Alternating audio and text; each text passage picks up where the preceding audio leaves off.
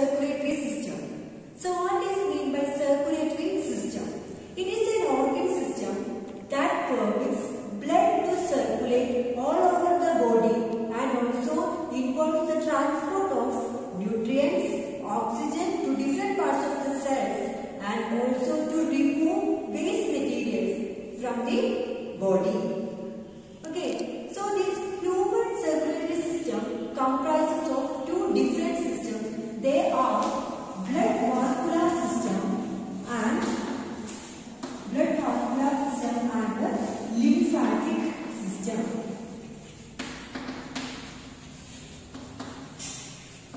So in this chapter we are going to discuss about blood vascular system.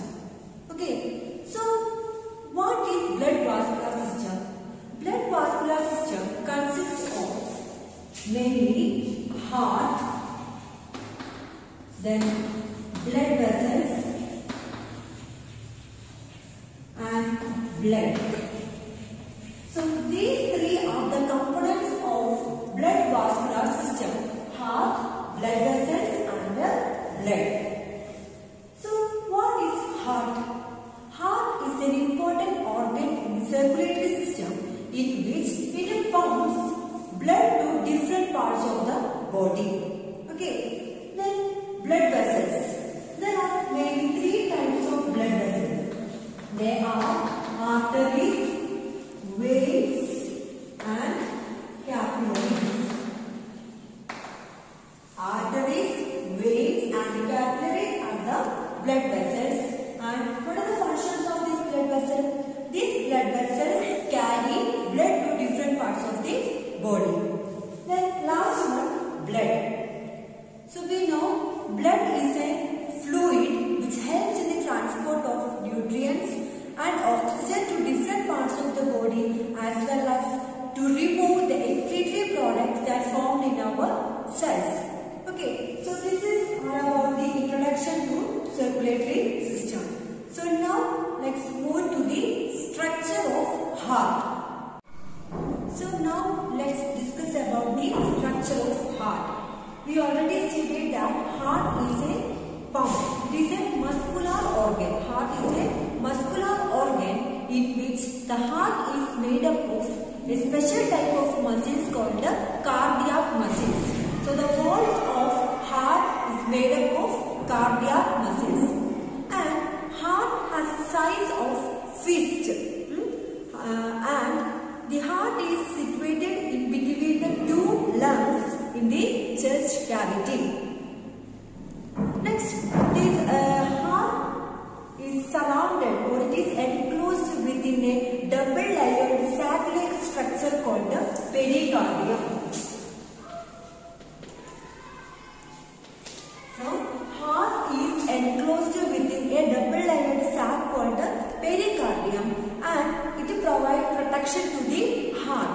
As it has a double-layered membrane, the space in between these two membranes are filled with a fluid called pericardial fluid. Pericardial fluid. And the main functions of this pericardial fluid is to prevent the friction that arises between these two membranes and also to prevent or to provide protection from the external injury. Okay, now let's discuss about the chambers of heart. In a heart, there are mainly four chambers. They are right atrium or another name for atrium is auricle. Okay, so right atrium, left atrium, right ventricle and left ventricle. So there are four chambers in heart. They are can be divided into two parts, that is right part and the left part. So in the right section they have right atrium and right ventricle, and the left section that is left atrium and the left ventricle. Okay, so how the blood circulation or the transport of blood takes place, the pumping of blood takes place with the help of heart. Okay, so the right part always carry deoxygenated blood. Deoxygenated blood means impure blood. Deoxygenated blood means impure blood. So this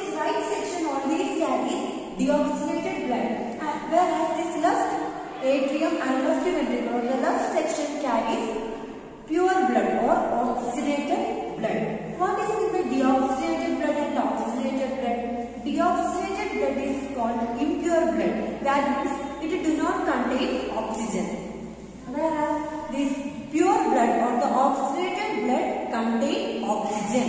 So this oxygenated blood is needed to perform various activities in our body. Okay. So this left atrium receives impure blood from two blood vessels. That means this right atrium receives impure blood or deoxygenated blood from two blood vessels. They are inferior vena cava and superior vena cava. So with the help of these two large blood vessels, superior vena cava and inferior vena cava, this right atrium receives impure blood. So this is the first step. After that, if the right atrium is filled with the blood, what happens? The blood from the right atrium reaches right ventricle. Okay. Now, if the right ventricle is filled with blood, the right ventricle through the pulmonary aorta, there is another vessel, that is pulmonary aorta. With the help of this pulmonary aorta, this deoxygenated blood reaches the lungs. Why this blood reaches lungs? For the purpose of oxygenation. So we know that oxygen is there in the lungs, and from the lungs the blood gets mixed into the oxygen. Okay. So now the blood from right ventricle reaches lungs through which blood vessel? Pulmonary aorta. So in the lungs blood gets oxygenated. After that, the oxygenated blood or the pure blood reaches the left section. That is, it contains the oxygenated or pure blood.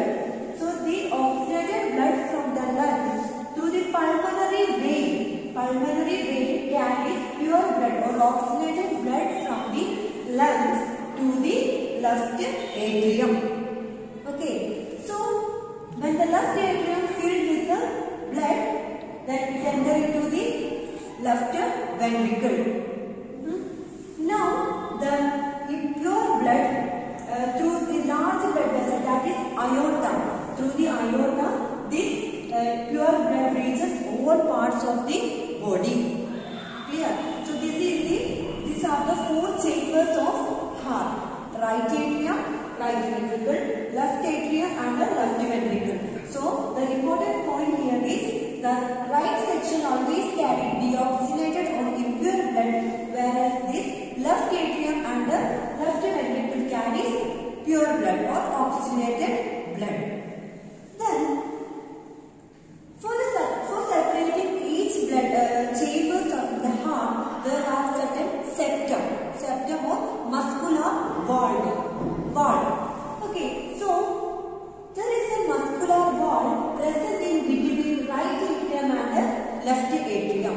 So to separate right atrium with the left atrium, there is a muscular valve. It is called the septum. The muscular valve between the right atrium and the left atrium is called the interauricular septum. And again, here there is another septum present in between the right ventricle and the left ventricle, muscular valve. This muscular valve in between the right ventricle and the left ventricle is called the interventricular septum. So what is the function of this septum? Septum is nothing but the muscular valve which separate between auricles and between the ventricles. So what is the function of this septum? Septum prevents the mixing of blood each other. So we know this part contains pure blood and this part pure blood. So in order to prevent the mixing of this blood, there is septum.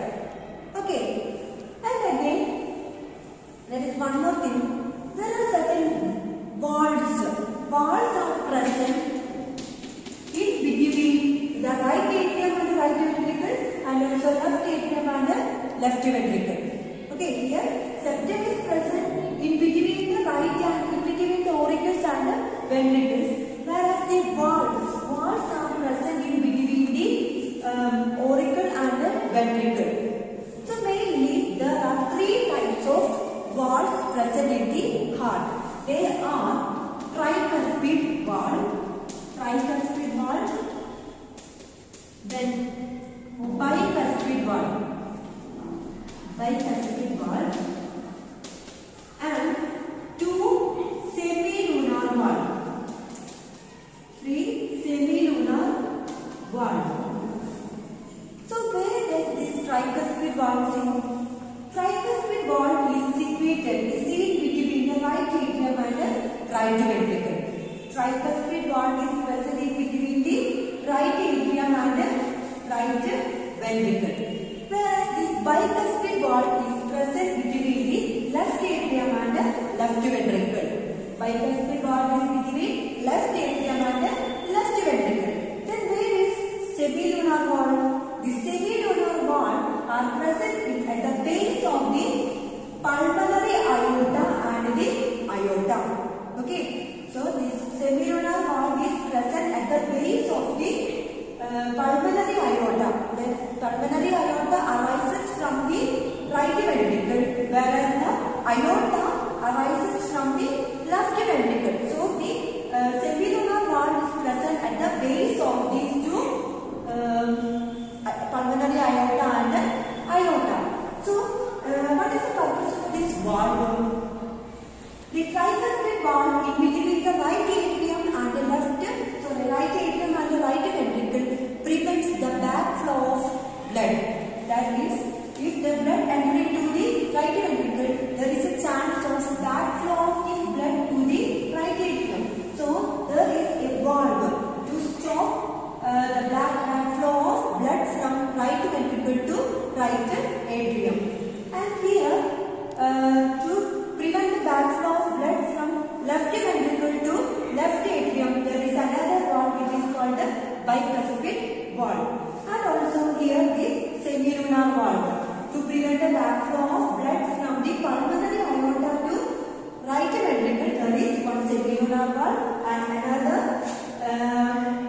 semilunar valve is present at the base of aorta. That is to prevent the backflow of blood from aorta to the left ventricle. Okay, so now we can discuss about the certain blood vessels in the heart. Now let's discuss about the blood vessels associated with the heart.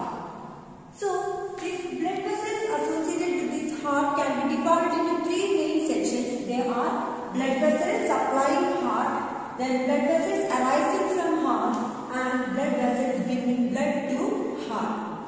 So blood vessels supplying heart. There are two main blood vessels which is related to the blood supplying heart. They are coronary artery and coronary veins. This coronary artery supplies oxygenated blood to the cardiac muscles. Okay, so next one, coronary veins. It collects blood from the cardiac muscles. So this coronary artery supplies oxygenated blood to the heart, whereas this coronary veins collect impure blood from the heart. Okay. So next section, that is blood vessels arising from heart.